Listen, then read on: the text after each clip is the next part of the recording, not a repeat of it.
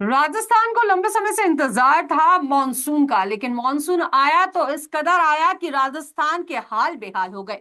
जी नमस्कार, आप देखना शुरू कर चुके हैं पंजाब केसरी राजस्थान। रीजा को देख रहे हैं आप इस वक्त, और इस समय हम लोग लाइव में डिबेट में जुड़ रहे हैं और हमारे साथ भारतीय जनता पार्टी से गोविंद चीपा जुड़े हुए हैं। गोविंद, आपका बहुत बहुत स्वागत है।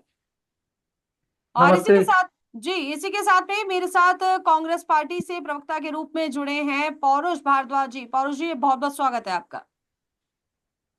जी, आज का जो हमारा डिबेट का विषय है, विषय ये है कि बारिश से हाल बेहाल आखिर जिम्मेदार कौन। तो इस विषय को लेकर एक बार फिर शुरुआत कर लेते हैं। भारतीय जनता पार्टी से प्रवक्ता के रूप में मेरे साथ गोविंद जुड़े हैं।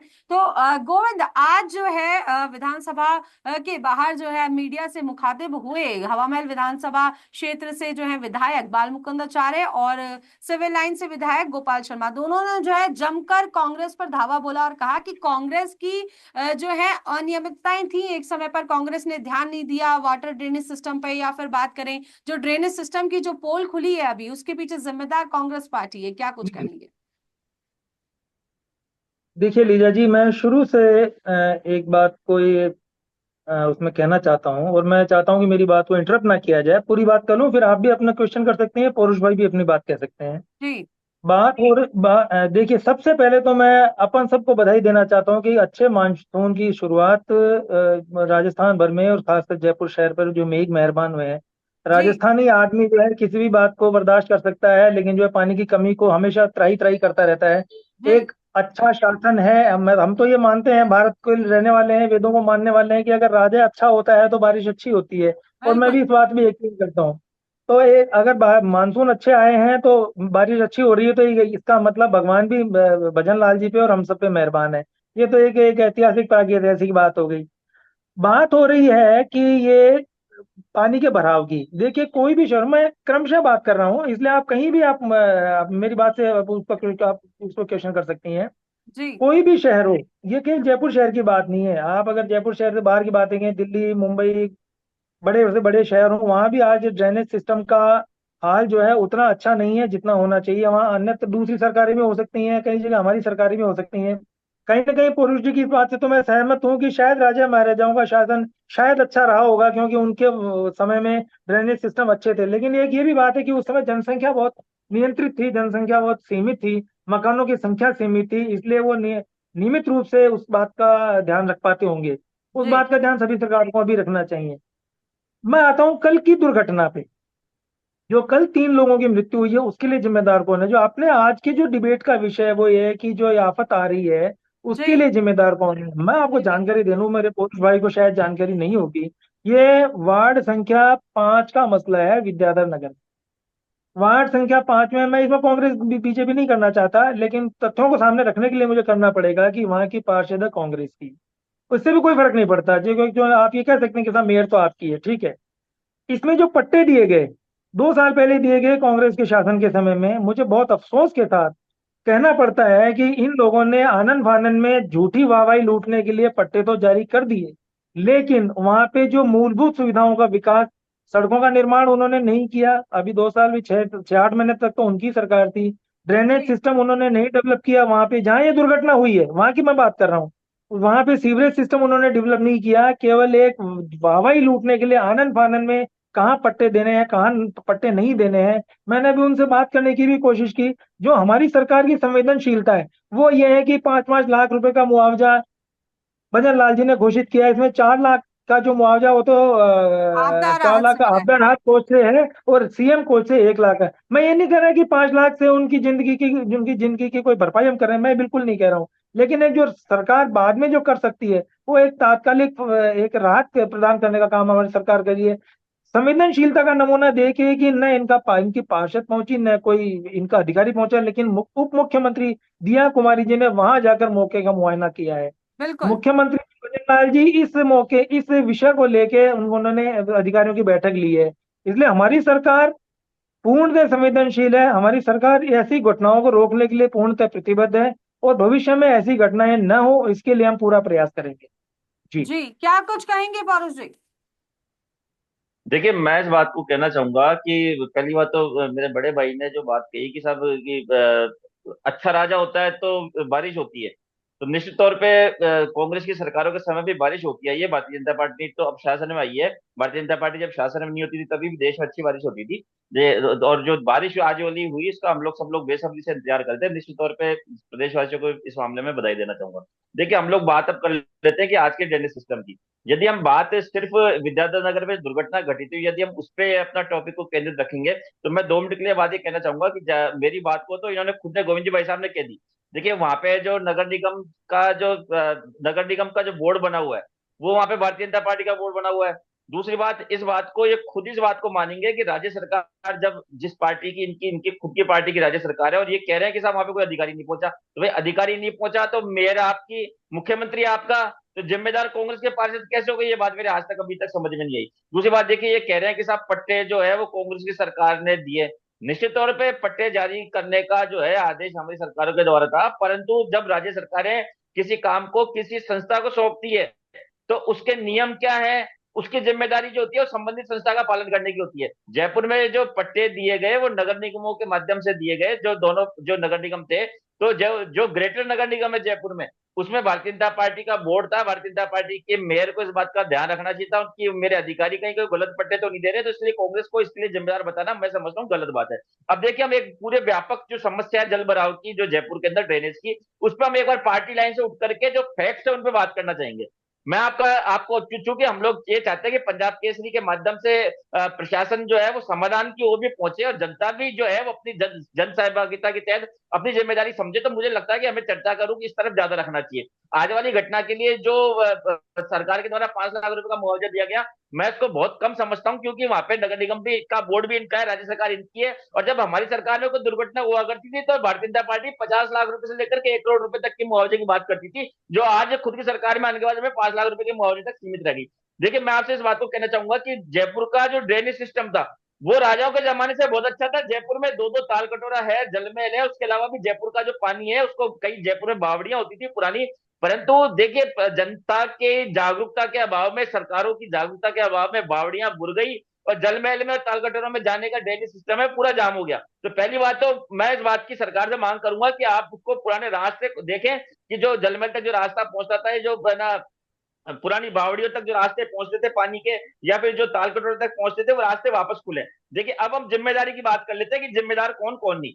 तो निश्चित तौर पे देखिए, राज्य सरकार जो है वो नगर निगमों को या स्थानीय निकायों को फंड उपलब्ध कराती है, उनको किस पॉलिसी पे काम करना है उसके दिशा निर्देश देती है। परंतु काम करने का काम होता है वो स्थानीय निकाय का काम होता है, वो राज्य सरकार का काम नहीं होता।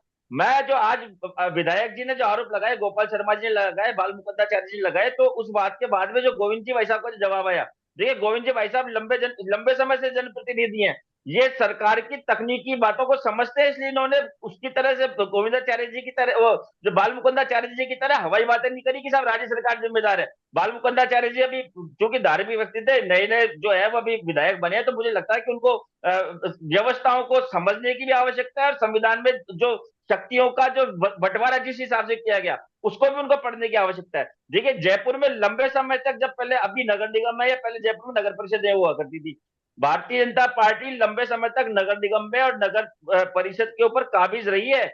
जब नगर पालिका का, नगर परिषद का अध्यक्ष होता था तो भी भारतीय जनता पार्टी का होता था, और नगर निगम जब से बने तब से यहाँ पे अधिकतर समय जो है भारतीय जनता पार्टी के लोग सत्ता में रहे हैं। हमारा तो सिर्फ एक बार हमारी मेयर बनती जब डायरेक्ट इलेक्शन होते जयपुर की पूरी, ज्योति खंडेलवाल जी, पर उस समय भी बोर्ड में बहुत भारतीय जनता पार्टी का था। तो अब कांग्रेस को किस हिसाब से जिम्मेदार ठहरा रहे, मेरे समझ के बाहर है इस चीज को। आज देखिए, स्थिति ये हो गई कि आज जयपुर के सारे नाले भरे पड़े हैं, नगर निगम टेंडर करता है तो सफाई कर्मी जो ठेकेदार होते हैं वो सिर्फ अपने कर्तव्यों की, जो हल्का सा थोड़ा सा नाले में से थोड़ा सा सामान निकाला, उसकी वीडियोग्राफी करी, उसकी फोटोग्राफी करी, संबंधित इलाके के जेएन को, एएन को, जो भी उनकी व्यवस्थाएं होती है आपस में, उसको दिखा करके अपने कर्तव्य से इतिश्री कर लेते हैं। ना तो स्थानीय स्तर पे का प्रशासन जागरूक होता है, और कुछ सब पार्षद, मैं सभी पार्षदों को दोष नहीं दे रहा, जो कई पार्षद चाहे भारतीय जनता पार्टी को चाहे हमारी पार्टी को अच्छा भी काम करते हैं, परंतु देखिए, मेरा मेरा मानना यह है, जो स्थानीय जनप्रतिनिधि होता है उसकी बहुत बड़ी जिम्मेदारी होती है, चाहे वो किसी पार्टी से हो, कि उसके इलाके में जो नालों की सफाई के टेंडर दिए गए वो नाले ढंग से साफ हुए या नहीं हुए,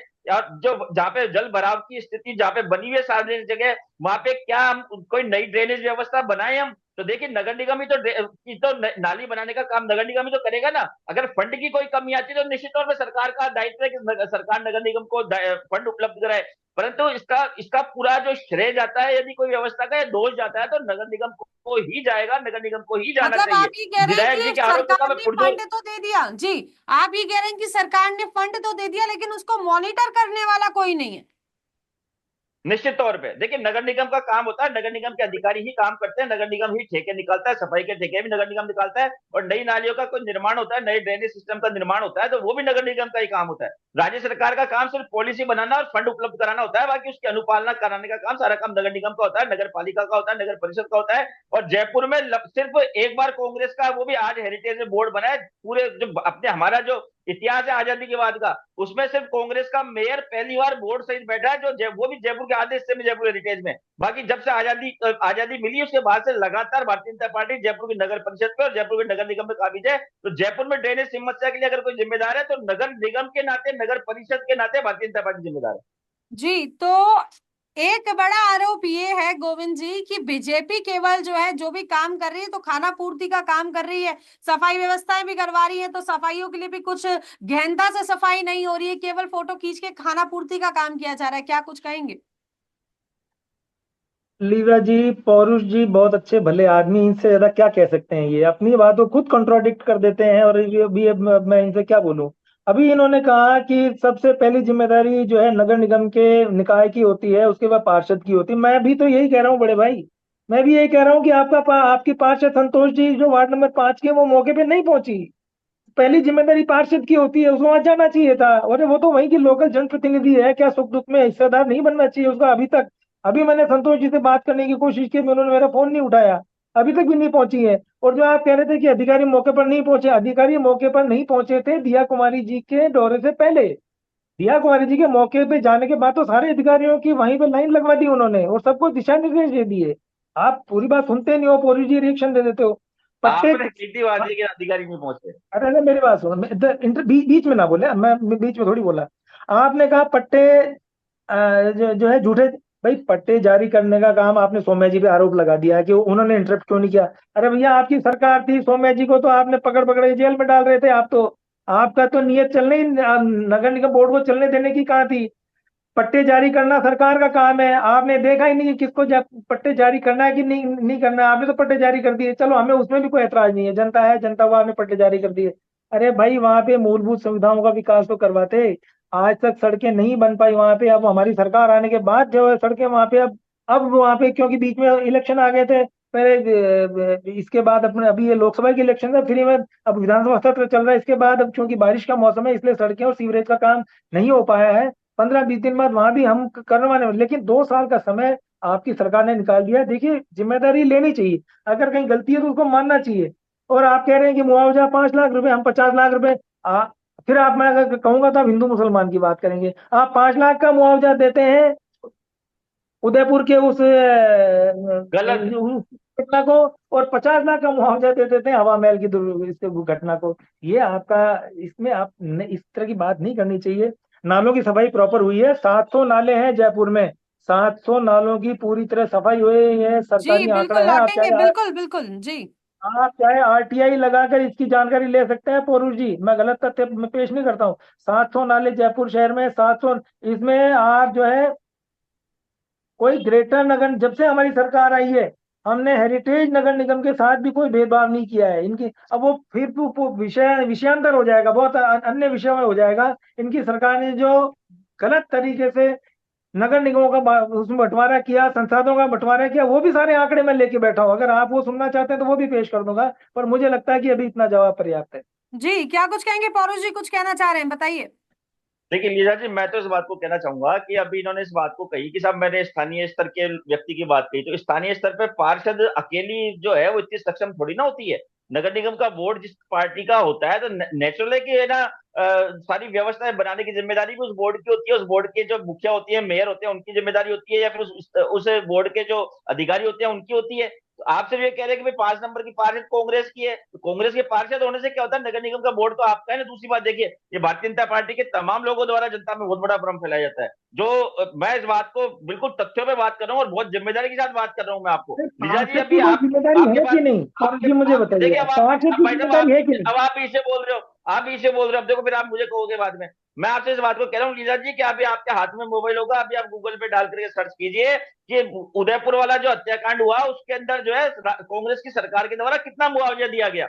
ये बिल्कुल भारतीय जनता पार्टी झूठा भ्रम फैलाती है कि 5 लाख रुपए मुआवजा दिया गया। हमारे द्वारा 2 बार में कर करके 1 करोड़ रुपए मुआवजा दिया गया, और 2 सरकारी नौकरी दी गई और संविदा पे नौकरी दी गई, स्थायी नौकरी दी गई हमारे द्वारा। और देखिए उसके बाद में जो वो केस था उदयपुर वाला केस, उसके अंदर हमारी पुलिस ने पकड़ लिया था, पर चूंकि उस हत्यारे की जो गौस मोहम्मद है उसकी तस्वीरें भारतीय जनता पार्टी के नेताओं के साथ निकली, बाद में पता पड़ा कि वो भारतीय जनता पार्टी के अल्पसंख्यक मोर्चे का सक्रिय कार्यकर्ता है। उसके बाद में एक साजिश होती है और केंद्र सरकार जो होती है वो राज्य सरकार से उस केस को एनआईए के हाथ में, जो सेंट्रल एजेंसी होती है, उसके हाथ में ट्रांसफर करवा देती है। और आप देखिए, आप लोग अभी तक उसका चालान भी पेश, आप जाकर के उसका 1 साल बाद में, 1.25 साल बाद में चालान पेश हुआ है। तो आप लोग सिर्फ राजनीति करते हैं, आप लोग देख कुछ करना नहीं चाहते। आज वाले विधायकों के बयान देख लीजिए आप, नॉलेज ही नहीं है इस चीज की उनको कि भाई हमें लेकिन इसके लिए जिम्मेदार चलिए, नगर निगम को ठहराना है या फिर हमें राज्य सरकार को जिम्मेदार ठहराना है। बिल्कुल मुआवजे की बात बाद में करेंगे, लेकिन मेरा बड़ा सवाल ये है कि आप ये कह रहे हैं कि पार्षद नहीं पहुंचे, या फिर ये कहें कि पार्षद पहुंचता लेकिन जो है बोर्ड बीजेपी का लगा हुआ था।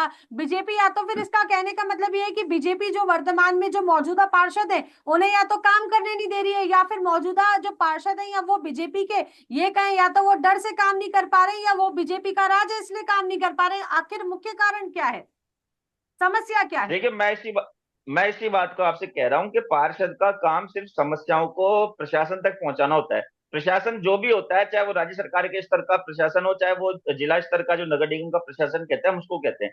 तो देखिए, दो तरह की व्यवस्थाएं होती है कि एक तो प्रशासनिक व्यवस्था होती है, एक राजनीतिक व्यवस्था होती है। एक तो जो स्थानीय प्रशासन जो होता है, जो प्रशासन के अंदर जो उसके चाहे कर्मचारी होते हैं, अधिकारी होते हैं, वो समस्याओं को अपने आला अधिकारी तक पहुंचाते हैं। और एक वहां का जो जनप्रतिनिधि होता है, वो अपने राजनीतिक मुखिया, जो उसका जो बोर्ड का या उसकी जो स्थानीय सरकार का या राज्य सरकार का जो मुखिया होता है, वो वहां तक जो होता है जनप्रतिनिधि, वो बात पहुंचाता है। तो जनप्रतिनिधि के हाथ में तो सिर्फ बात पहुंचाना ही है ना, परंतु काम करने का काम तो आपके बोर्ड के हाथ में होता है। आदेश तो मेयर निकालेगी ना। आप गोविंद जी भाई साहब, आप खुद पार्षद हैं, आप मुझे बता दीजिए कि आपको आपको पार्षद होने के नाते कितने रुपए की लाइसेंस निकालने की पावर है कि आपकी कलम से आप चाहे तो रोड का आदेश निकाल दें। आप लोगों को भी तो प्रशासन के पीछे पड़ना पड़ता है ना कि साहब ये हमारी फलानी सड़क की हमारी मांग है, फलानी नाली की हमारी मांग है। प्रशासन से आप लोग जाकर के आप लोग भी फाइलों का पीछा करते हैं जाकर के पार्षद लोग, उसके बाद प्रशासन ही तो निकालता है ना उसकी मंजूरियां, चाहे उसकी फाइनेंशियल सैंक्शन हो, चाहे उसकी टेक्निकल सैंक्शन हो, चाहे उसकी एडमिनिस्ट्रेशन की सैंक्शन हो। 3 तरह की सैंक्शन प्रशासन निकालता है ना। जनप्रतिनिधि के हाथ में, चाहे वो आप लोग हो चाहे वो हमारी पार्टी के जनप्रतिनिधि है, उनके हाथ, उनकी कलम में थोड़ा ना पावर होती है कि वो अपने हाथ से उसके एएस निकाल देंगे, उसकी टीएस निकाल देंगे, उसकी एफएस निकाल देंगे। तो देखिए, पार्षद को दोष देना गलत है,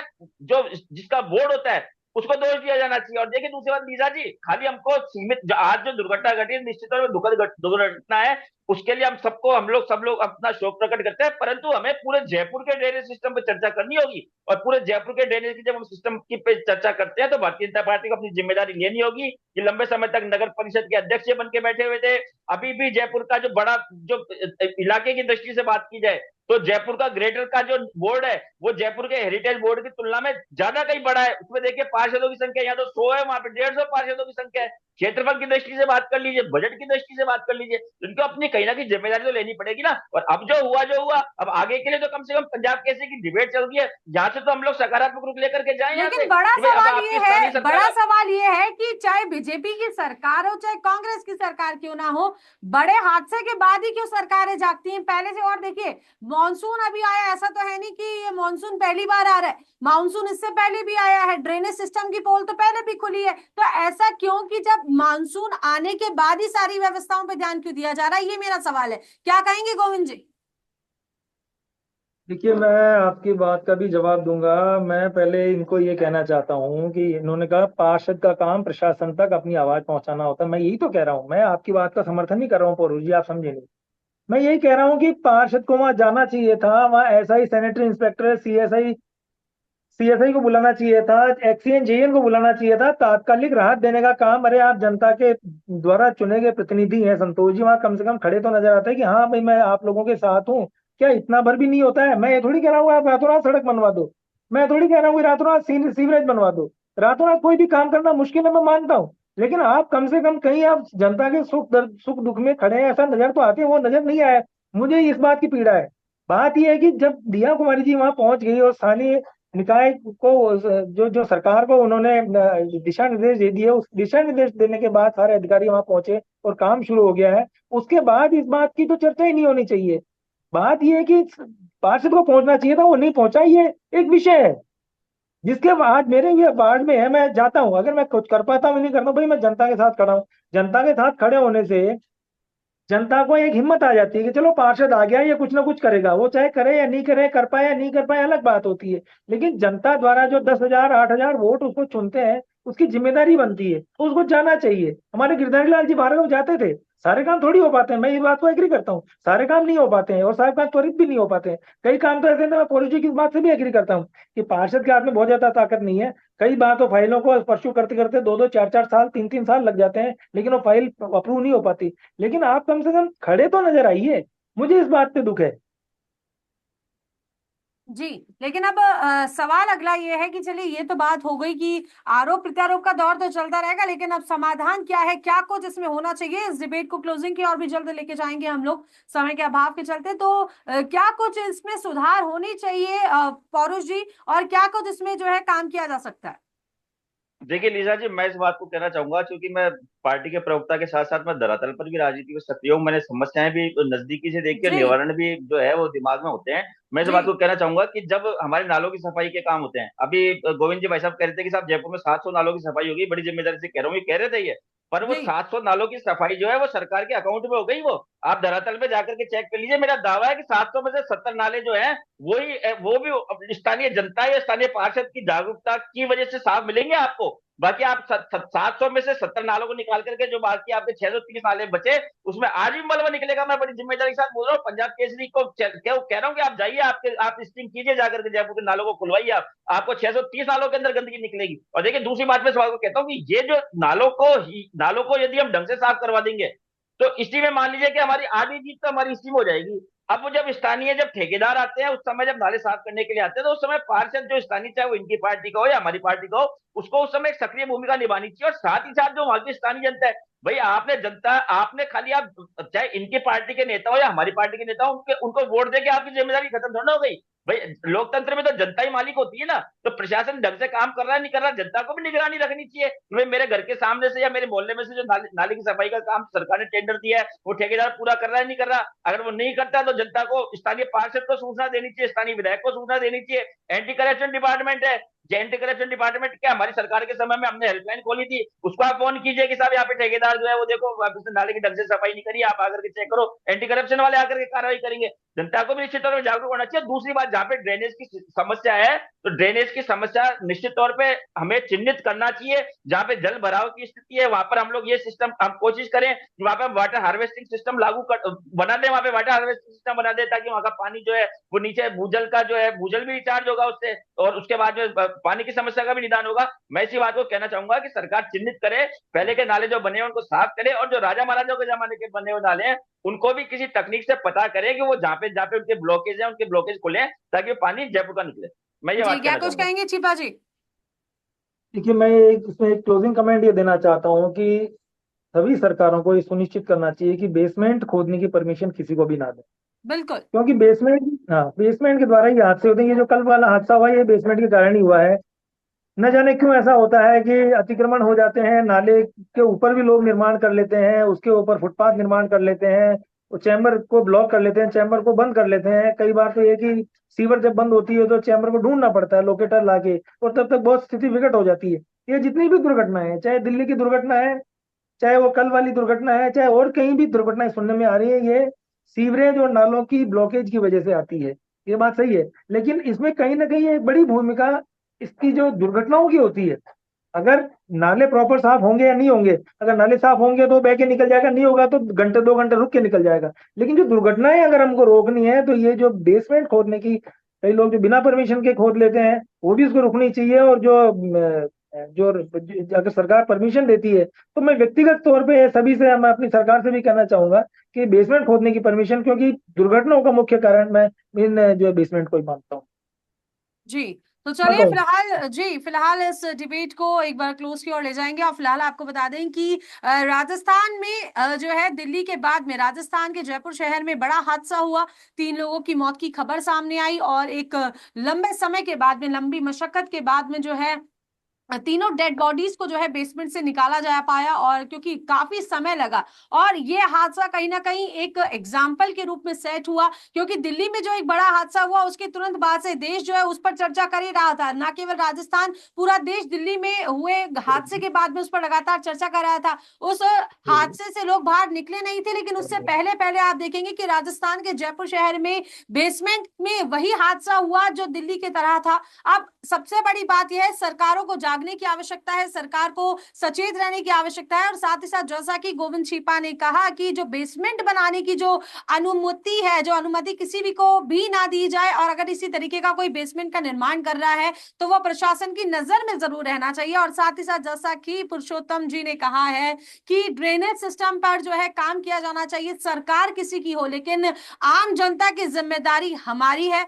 और इसका विशेष रूप से ध्यान रखा जाना बेहद ज्यादा जरूरी है। क्योंकि जो जिम्मेदारी, चाहे बीजेपी की सरकार हो चाहे कांग्रेस की सरकार क्यों ना हो, अपनी जिम्मेदारियों को यदि बखूबी तरीके से निभाते हैं और यदि इन व्यवस्थाओं का सही समय पर अगर इनका निदान कर दिया जाए, समाधान कर दिया जाए, तो आज जो ये बड़े हादसे हो रहे हैं इन हादसों को बुलावा ना मिले। तो फिलहाल के लिए बहुत बहुत धन्यवाद पुरुषोत्तम पौरुष जी और साथ ही साथ गोविंद छिपा जी, आप लोगों का हमारे साथ इस डिबेट में जुड़ने के लिए। फिर आपसे जल्द मुलाकात करेंगे पंजाब केसरी के इसी लाइव में। तब तक के लिए जनता देखते रहिए पंजाब केसरी राजस्थान। नमस्कार।